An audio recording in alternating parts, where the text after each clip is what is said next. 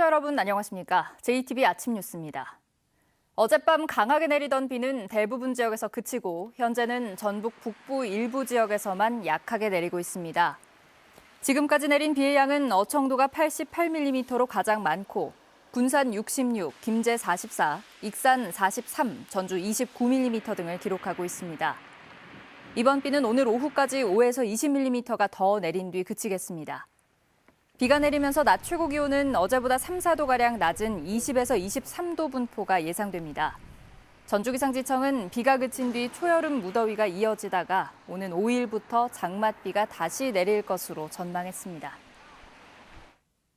오늘 아침 지역신문 살펴보겠습니다. 먼저 전북일보입니다. 코로나19 경기 침체에 대응하기 위해서는 각 시군의 재정 신속 집행 속도를 끌어올려야 한다는 지적입니다. 올 상반기 광역단체인 전라도의 재정 집행률만 정부 목표치인 60%를 넘겼을 뿐 나머지 14개 시군은 정부와 자체 목표치를 넘지 못하고 있습니다.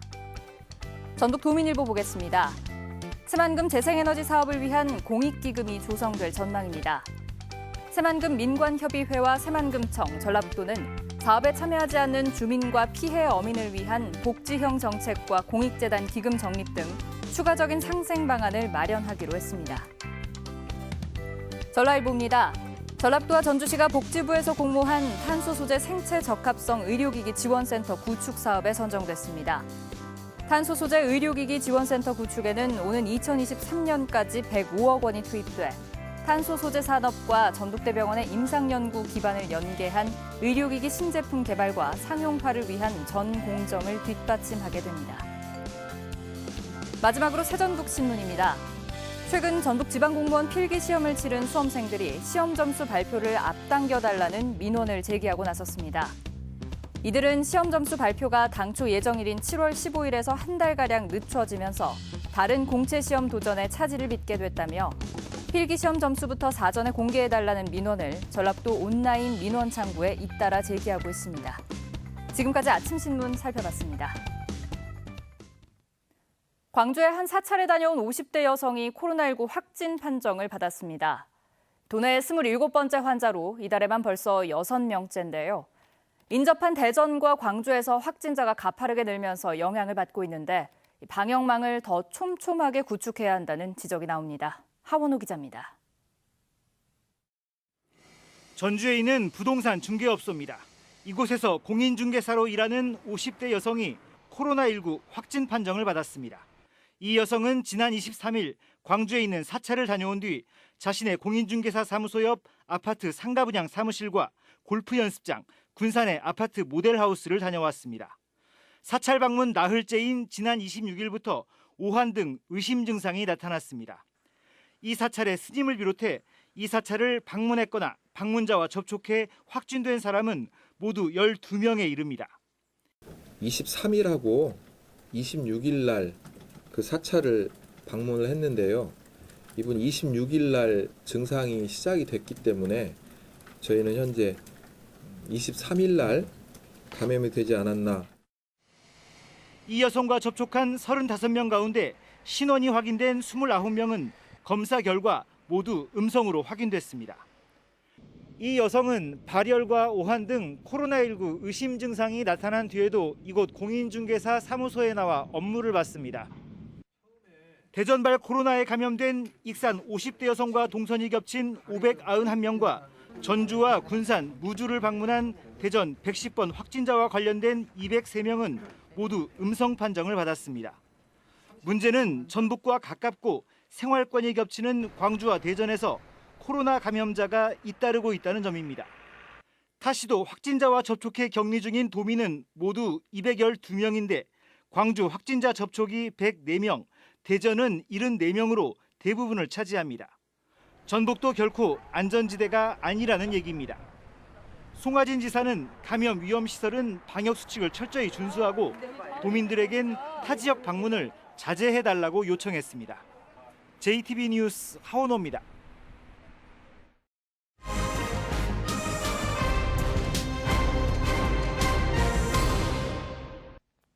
뉴스 플러스입니다. 전주시가 내년 2월 시행을 목표로 60여 년 만에 시내버스 노선 전면 개편을 추진하고 있습니다. 전주시는 16년 전인 지난 2004년에도 지간 선제를 뼈대로 한 노선 개편을 추진했다가 완주군의 반대로 철회했습니다. 전주시는 내년엔 반드시 버스 노선을 개편하겠다고 약속했는데 이번엔 성공할 수 있을까요? 전주와 완주의 시내버스 노선은 123개, 하루 운행하는 버스는 400여 대입니다. 적자는 규모인데 승객들의 불만이 큽니다. 차가 금방 있는 것도 아니고 저 차는 30분에 한 대예요. 근데 저렇게 가쁠 때는 그 뒷차 타려면 얼마나 기다려야 돼. 송강사 위에 거기도 산속이잖아. 차가 별로 안 가고 금산사 있는지도 그 중간에 한 번 섰으면 껐더라고. 중목으로 인해서 그런 불편도 있고. 혁신도시와 에코시티가 건설되는 등 도시는 계속 급변하고 있는데 버스 노선은 이를 반영하지 못하고 여전히 구도심 중심으로 유지되기 때문입니다. 전주시의 시내버스 수송률은 18%밖에 안 돼요. 하지만 이제 전주시가 2019년도에 버스에 대한 시내버스 보조금이 450억이 투자가 됐거든요. 그 돈에 비하면 실제로 대중교통의 이용에 대한 이용률은 현저하게 형편없는 수준이라고 볼 수 있죠. 전주시가 이 같은 문제점을 고치겠다며 지난해 말 지간 선제와 마을버스 도입을 골자로 하는 시내버스 노선 전면 개편안을 마련했습니다. 서울의 지하철 같은 역할을 하는 간선버스 노선 13개와 기존 시가지를 중심으로 운행하는 지선버스 노선 13개, 그리고 외곽 지역만을 도는 마을버스 노선 14개를 만들고 노선이 겹치는 승강장에서 환승할 수 있도록 한다는 구상입니다. 현재 한국교통연구원과 행정안전부 빅데이터 분석 활용과에서 이 개편안을 수정, 보완하고 있습니다. 내년 2월 시행이 목표입니다.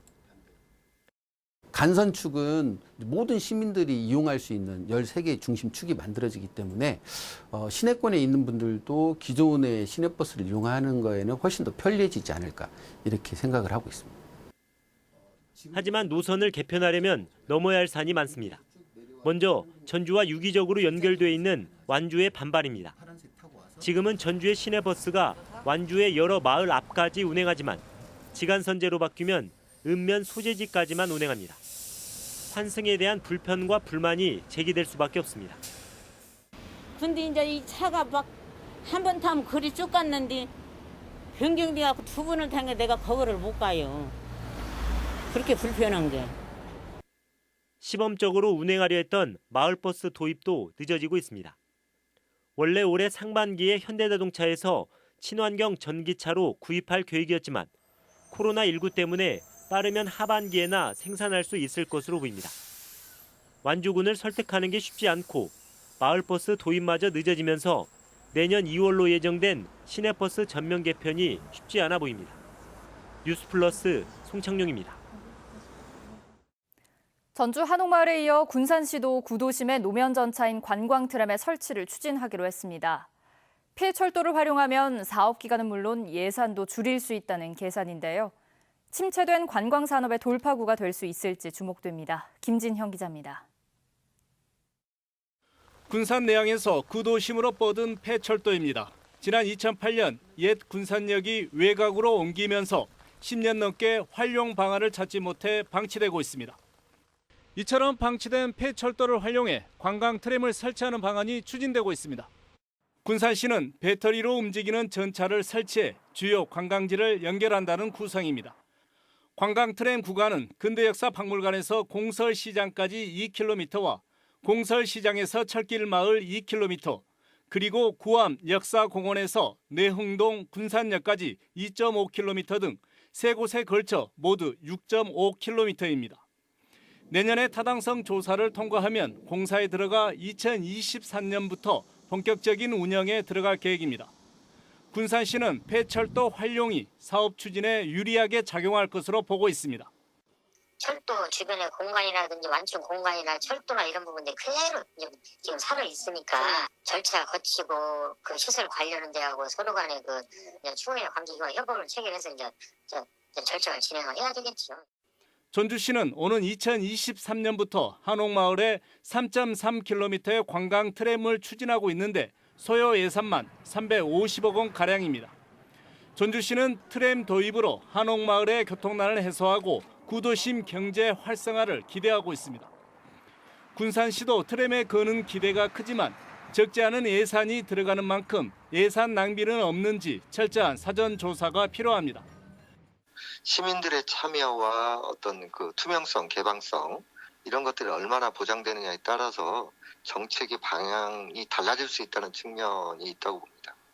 군산시가 트램 도입에 성공하려면 사업의 재정 부담을 해소하는 것은 물론 안전사고를 줄이는 철저한 대책도 뒤따라야 합니다. JTB 뉴스 김진영입니다. 우리나라의 대표 문화관광 축제인 김제 지평선 축제가 오는 10월에 열리는데요. 개막을 100일 앞두고 공식 건배주를 만드는 행사가 열렸습니다. 정읍 첨단과학산업단지에는 3개 기업이 투자를 약속했습니다. 나금동 기자입니다. 김제시가 제22회 지평선 축제 개막을 100일 앞두고 벽골제에서 공식 건배주 만들기 행사를 열었습니다. 우리나라 대표 문화관광 축제인 지평선 축제는 오는 10월 7일부터 11일까지 닷새 동안 벽골제 일원에서 펼쳐집니다. 코로나19 지침에 맞게 행사 장소별, 시간대별, 일정별 관광객의 접수를 받아서 우리 안전한 축제가 될 수 있도록 최선을 다해 준비하겠습니다. 건강기능식품 제조업체인 한터 등 3개 기업이 정읍 첨단과학산업단지에 대한 투자를 약속했습니다. 이들 기업은 모두 50억 원을 투자해 50여 명을 고용하기로 했습니다. 현재 정읍 첨단과학산업단지에서는 14개 기업이 가동하고 있고 4개 기업이 공장을 짓고 있습니다. 남원시가 야관 경관조명 사업의 일환으로 금암공원에 있는 금수정과 그 주변에 130개의 조명을 설치했습니다. 남원시는 내년까지 금암공원에 인도교와 폭포, 산책로 등을 추가로 설치해 시민과 관광객에게 또 다른 볼거리를 제공하기로 했습니다. 스치는 관광에서 머무는 관광으로 발돋움 될 수 있도록 금암공원 조성 사업을 적극 추진해 가겠습니다. 순창군이 코로나19로 침체된 지역 경제를 활성화하기 위해 순창사랑상품권 특별할인 기간을 이달 말까지 해서 오는 9월까지로 연장하기로 했습니다. 특별 할인 기간에는 순창사랑상품권을 평상시보다 3%포인트 높은 10% 할인된 가격으로 구입할 수 있습니다. JTB 뉴스 나금동입니다. 이스타항공의 창업자인 더불어민주당 이상직 의원이 기자회견을 통해 가족이 소유한 이스타항공 지분 39.6%, 즉 지분 가치 410억 원을 모두 포기하겠다고 밝혔지만 체불임금 해법은 내놓지 못했습니다. 이스타항공 매각 대금 410억 원 가운데 부실 채권과 세금을 제외하면 실제로 남는 금액은 230억 원가량인 것으로 알려졌습니다. 이는 노조가 주장하는 체불임금 250억 원에 미치지 못하는 데다 제주항공이 이스타항공 인수를 포기할 경우 230억 원의 매각 대금마저 확보할 수 없어서 5개월째 임금 체불로 고통받는 직원들의 반발이 커질 것으로 보입니다. 오는 4일 군산 선유도 해수욕장을 시작으로 전북의 8개 해수욕장이 차례대로 문을 엽니다. 전라도는 코로나19 예방을 위해 16명의 방역요원을 배치하고 마스크 착용과 사람 간 2m 간격 유지, 음식물 섭취 최소화 등 생활 속 거리 두기를 유도합니다. 고창군은 이른바 드라이브스루 방식으로 발열 검사를 하고 군산시는 거리 두기를 위해 샤워 시설을 실외에 설치합니다. 순창 출신의 삼선인 국회 진선미 의원이 국토위원장에 선출됐습니다. 민주당은 미래통합당과의 원구성 협상이 결렬되자 진선미 국토위원장 등 17개 상임위원장을 모두 민주당 몫으로 선출했습니다. 전북은 이에 앞서 역시 순창 출신인 이하경 의원이 산자위원장이 되는 등 2명의 연고의원이 상임위원장을 맡게 됐습니다. 국민연금공단이 알리안츠그룹과 손잡고 해외 부동산 투자에 나섭니다. 양측은 2조 8천억 원 규모의 펀드를 조성하고 중국과 호주, 일본 등 아시아 주요 나라 도시의 부동산에 공동 투자할 예정입니다. 세계 70여 개 나라에 진출한 보험사인 알리안츠그룹은 부동산에만 단일 기관으로는 세계 최대 규모인 99조 원을 투자하고 있습니다. JTB 아침 뉴스를 마칩니다. 함께해 주신 여러분 고맙습니다.